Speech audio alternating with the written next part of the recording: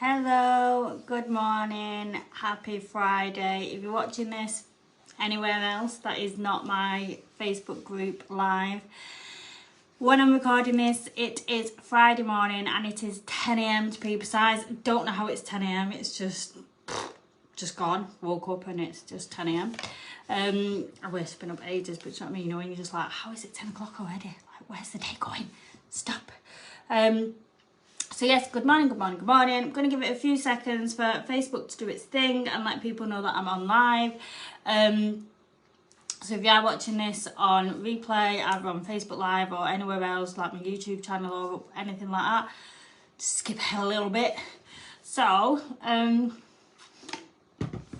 don't know why I look like a teacher this morning. Do you know when you haven't really got anywhere to go or be and just getting dressed to get dressed? I end up putting something on and you're like, oh, that's actually really nice. Like, why? I wouldn't have found that. I wouldn't have put that together. I actually needed to go somewhere. Or you do like today, and I just feel very much like my teacher, like Miss Parker, needs to discuss some things with you. So on that note, take these off because you can see my ring light, can't you? It's very distracting. What I'm going to talk to you about, what I'm going to teach you today, is about the law of attraction and why you should stop doing something or thinking something when it comes to the law of attraction, especially for those of us with mental illnesses or mental health struggles. I feel so off-centered and I can't cope with that off-centeredness. I feel like my head needs to be here, not here. Do you get what I mean? Like there it just is like, no, you're off-centered. Like there, let's move up. I think I've moved my tripod by accident. So anyway, could not concentrate being off-centre. So yeah, I'm going to start by just saying a little bit about the law of attraction. I'm not going to go into it too much. I'm kind of going to just expect that you've got prior knowledge to it because it is quite popular now. So this came about through a discussion I was having with one of my butterflies. And so those who don't know, my butterflies are those who I work with, either in a group program or a one-to-one setting. If you're working with me in any way, shape or form, you are my butterfly. So this was during a one-to-one therapy session last week actually, with one of my regular butterflies. She couldn't make today's session, so you guys get me instead. Excuse me. So we was discussing the law of attraction. So I guess the law of attraction became really popular in the last 5 to 10 years to do with a book, and I think they did a film of it as well, called The Secret. I came to know about law of attraction in such a different way, like I would. For those who don't know, I have a very, very raging obsession with Peter Andre. And back in the day, when I just left my ex back in 2009, Peter Andre had just split up with Katie Price at the same time as well. So he was definitely a lot more in the media at that time. He'd done the I'm a Celebrity thing. He'd fallen in love with Katie Price on there. Big mistake. I knew he should have failed. He just needed me. Why wasn't I in the jungle? So anyway, he soon learned that he didn't want to be with her, he needed me, and he was splitting up from her. But it was clearly a very difficult separation. He had children involved, same way I had children involved. So yes, I had been one of his biggest fans back in the 90s. I practiced snogging on my Peter Andre posters. I had the Peter Andre doll, and yes, I snogged the hell out of my doll as well. I was obsessed. So then to see him going into adulthood, I was also banned from watching anything to do with Peter Andre because of how controlling my ex-partner was. So now I was free to be like, you know what, he is still fit, isn't he? Like, he is still fit. And he is. I then heard Peter Andre, I think he was on a radio programme, and he was talking about The Secret and kept saying about The Secret has really helped him and The Secret has changed his life. And I'm like, what's the fucking secret? Why can't he just tell us what it is? Why is it a secret? Like, if it helped him this much, why is he not just saying what it is? Then I discovered the radio presenter at the time was saying that he loved The Secret and he was a massive fan of it and he loved the book. And I was like, book? What? So I went and googled The Secret and realised, oh, it's actually a book called The Secret. They're not keeping a secret from us all. So off I went and got the book. Fast forward, really loved it, really love everything what it stood for, which is basically thinking and manifesting things. So it's basically thinking positively. What you think is what you get. So you can think of it like Wi-Fi. You type into your search engine, whatever, Facebook, that sends a message to the internet, to the Wi-Fi, to the things in the sky, saying Nicola wants to access Facebook. There you go. And you don't question it. You put it out there. You say, I want to get on Facebook, and Facebook comes. So it's a bit like Wi-Fi. That's what they say is, that's what The Secret, that's what the law of attraction is about, is thinking things into existence and being in a place of, this is what I want, this is what I have, and feeling and believing like you have it now, and then it manifests into what you have now.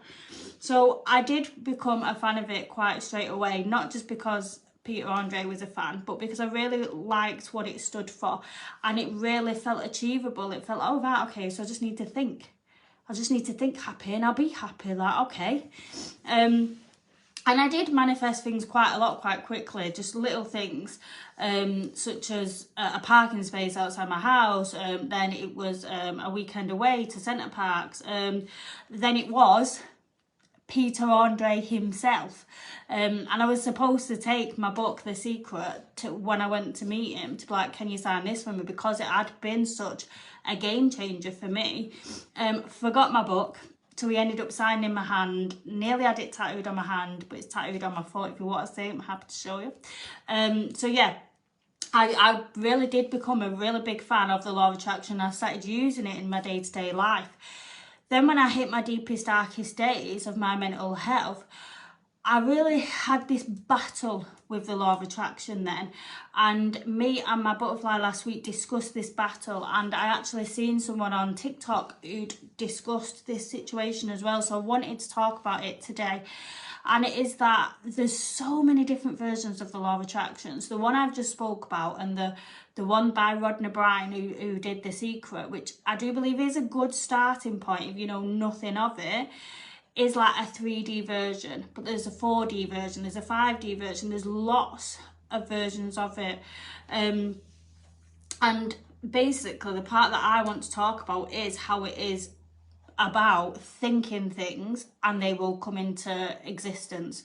So if you think, I have my dream home, I'm in my dream home, I love my dream home, I'm in my dream home, it'll become your reality. As long as you believe it's your reality now, it'll become your reality. So it's all about what you think, which, if you think about it, can be pretty dangerous, can be really fucking dangerous and really scary when you are a mum who struggles with her mental health, when you are dealing with a long-term mental illness such as myself with borderline personality disorder, where your thoughts are not your own, when you're dealing with depression and anxiety, your thoughts are not in control, you don't feel in control of your thoughts for whatever reason, you can then have a thought and think, oh my God, I've just thought that, now it's going to happen. Because I've just thought that now, that's going to send that out to the universe and it's going to happen.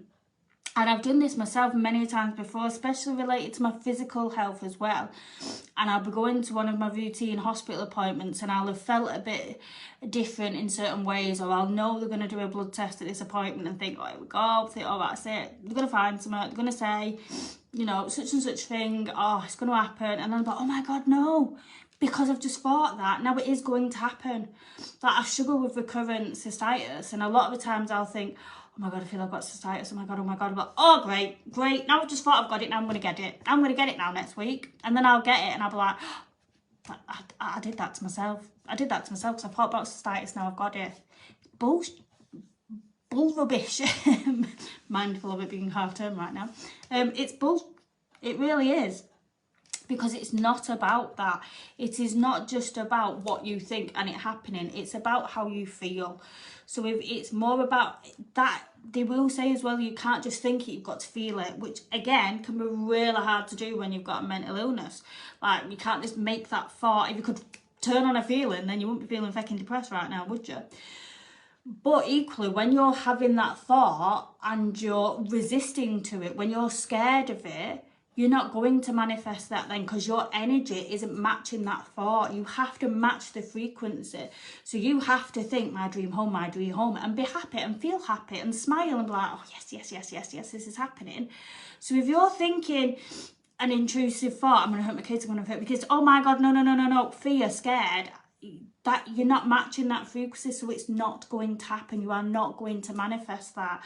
If you're thinking anxiety thoughts of, oh my gosh, the kids are at school, they're just going to have they're going to have an accident, they're going to fall over, they're going to have an argument with someone in the playground, and they're going to punch them in the face, and then you think, oh my gosh, I'm going to make that happen now, but I've just thought that, and now it's going to be my fault if my child has an incident at school now because I've just thought it. No, because the feeling isn't there. The feeling isn't connected with the thought. So it is a lot more than just thinking. And you need to know that on so many levels, but more so on the level of stop letting the law of attraction scare you, because it can be a really, really useful tool for taking control of your moods and emotions, for having a better life and a better thought process when it comes to your mental health. And I really am a massive, massive believer in it being crucial. I love gratitude, and I always kind of say to myself, whether it works or not in terms of manifesting things is pretty irrelevant, because gratitude does work for making you feel better, for making you realise on such a deeper level of what you do have, and really switch that switch from thinking of what you don't have to what you do have. I practice gratitude daily. In my deepest, darkest days, I was practicing gratitude, and it was hard. It's not easy. And I think people think, oh, gratitude, yeah, it's not easy. Sometimes you can sit and ask yourself, what am I grateful for today? And think, feck all.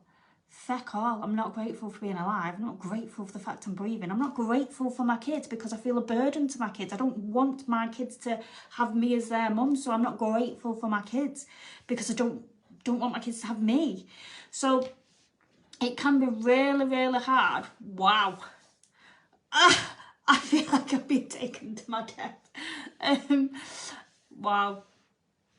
I'm just leaning. So it can be really, really hard to practice gratitude, and practicing gratitude is crucial, but that's a whole other topic that I'm not going to get into.